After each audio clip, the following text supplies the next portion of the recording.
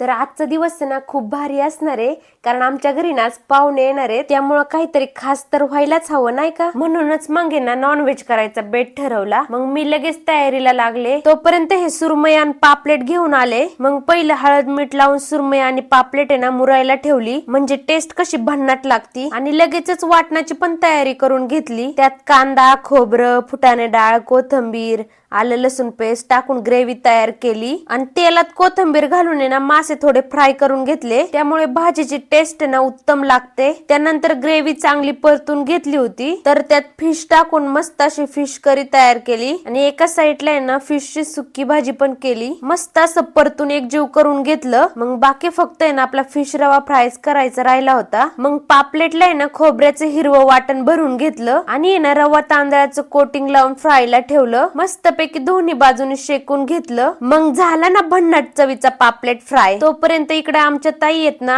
आदू आणि सियाला खाऊ भरवत होत्या. त्यांना आहे ना आत्या आली ना की आत्याच्या हातूनच खाऊ खायचं असतं. आणि एकीकडे ना आईंनी पाहुण्यांसाठी ताट वाढली होती. त्यानंतर सगळ्यांनी मच्छी थाळी एन्जॉय केली. तर आजच्यासाठी एवढंच होतं. बाय.